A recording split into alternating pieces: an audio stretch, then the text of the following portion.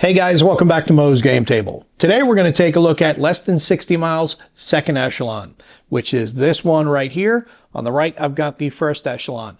Not going to do an unboxing like I did with the first one. We're not going to take a look at it that way.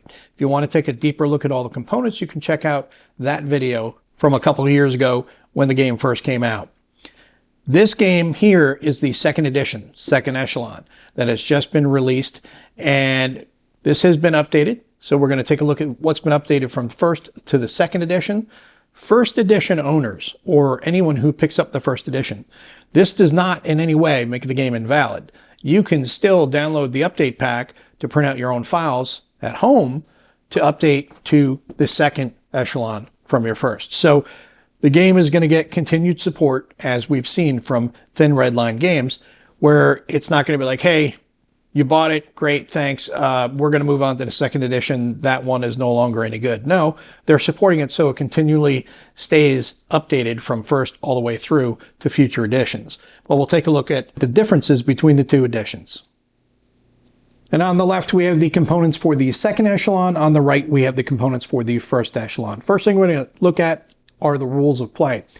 If you have this game, you know what the format is. If you've seen it on the videos, you know what the format is. It's your standard paragraph format, full page that just goes on like this. Very little additional breakdowns as far as breaking down to different areas. So there's some style issues there as far as layout goes. Dogs of War changed that. Die Festung Hamburg did, and then now with the second echelon, you're going to see the change here as well. Now you've got the two-column format, and each section is broken down. Much better layout, easier to read than the first edition was. Same rules. They're just going to have any errata that's been determined between the release of the first echelon and now with the second echelon will be incorporated in here, but that's what you're going to get. The rule book is now down to 23 pages, but two-column format, lots of text, and a lot of things to digest with this game. Then we get to the scenario and designer's notes. You're going to see the same thing. At the beginning here, two-column format. First echelon was full page, just like we saw with the rule book. But it's going to have all the same information. Everything that you've got in there is in this one. The OOB changes have been added in, which you could also get as a download. I think it was this here that was the, yes, this is the Order of Battle download that you can get from the Thin Red Line website, which gives you all the updates that are now incorporated here in the second echelon rules. So any changes to the Order of Battle, additional equipment, any rules like that for the scenarios have all been added into the updates. And this is from a while back. Then there's an operational procedures one, which we'll take a look at. Battlefield operations, this was operational procedures, is what it was originally called. It was 13 pages, you print it out yourself, and it gives you introduction, your movement, tactical mode movement, column mode movement, deployed mode movement, so on and so forth.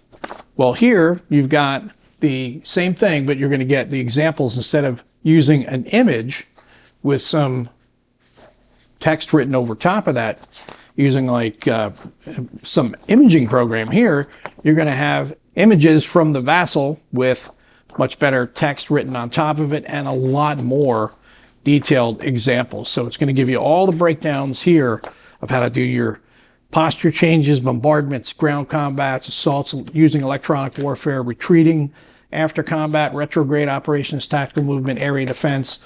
All of this stuff, movement of contact, all of it is explained with not only the text, same as you get here, but a lot more illustrations, which that helps drive home the concept of each of the rules. Oh, and one last thing I did forget to mention when I was looking at this, I had kind of two-fisted these components here with the two manuals. The FM02-002 Battlefield Operations is now expanded. Remember I said you're going to get the same stuff that you got in the first echelon. You are going to get that, but you're going to get more. Now there's also operational planning sections. There's a couple pages that will explain, which we did look at that real quick. Retrograde operations, tactical movement, area defense, and your movement to contact, which are going to be covered now as well. So there is a more expanded version of this in the second Echelon as opposed to what you could download from the first. But again, you can download that with the update pack. Next, we'll take a look at the differences in the player aid cards. First one here, ground combat chart, is going to be the same as what you see in the first Echelon. The only difference is going to be the background image, and that's pretty much it. It's the same thing. Now, there may be some updates that are in here that I haven't seen that are corrected from errata. That would be the only difference between that and this. But aside from that, same component.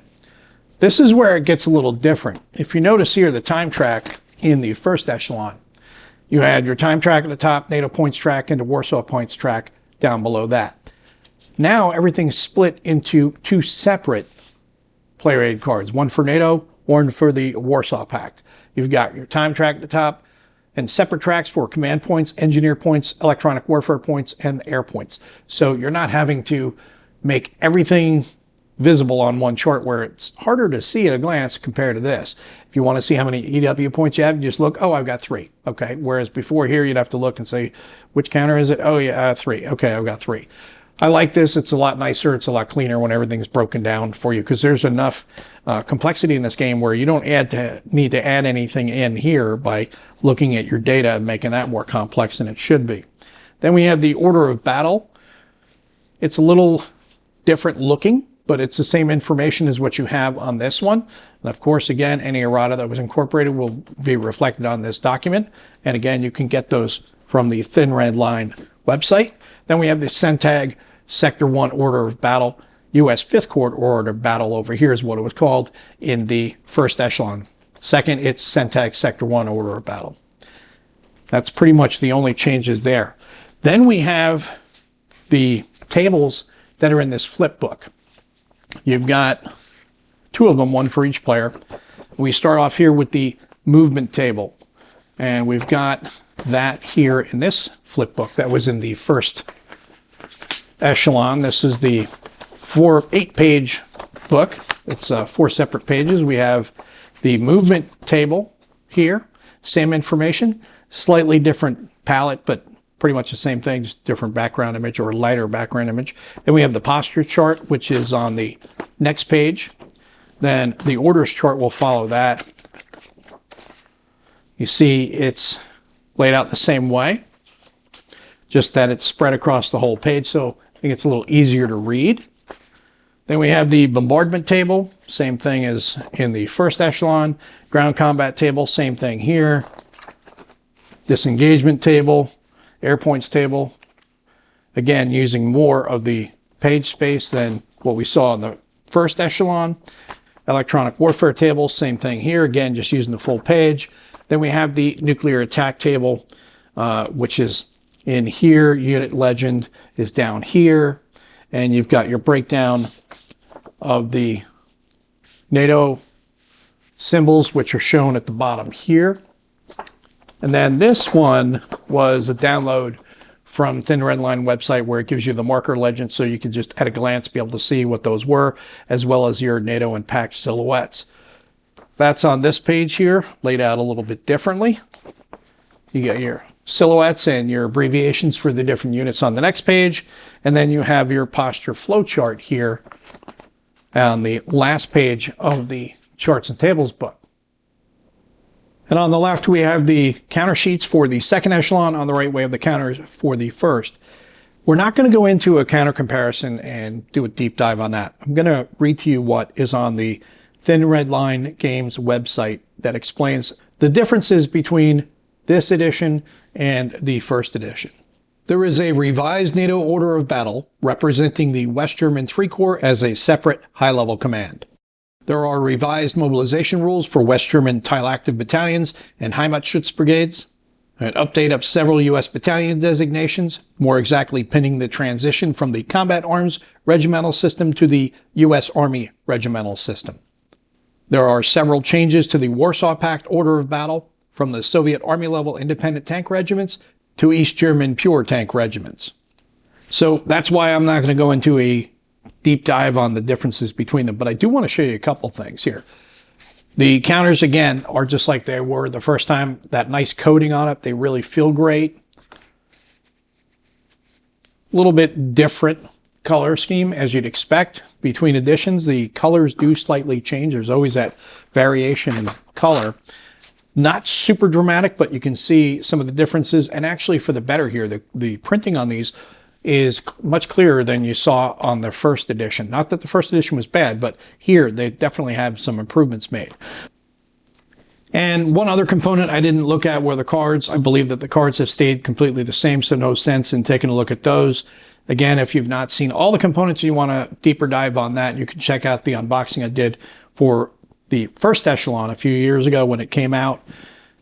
Here, the only other thing I did not show was the map changes. And the reason why is because I'm not sure exactly what changed on the map.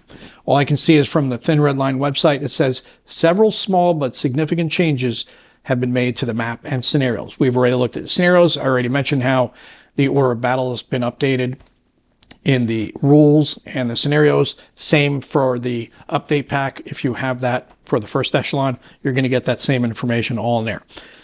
As far as the map changes, I don't know what they are. I have to look into that personally. I just hadn't sat down and done a side-by-side deep dive into it. But those who have the first Echelon, I know are happy with it. Don't feel like they want to go and get another copy.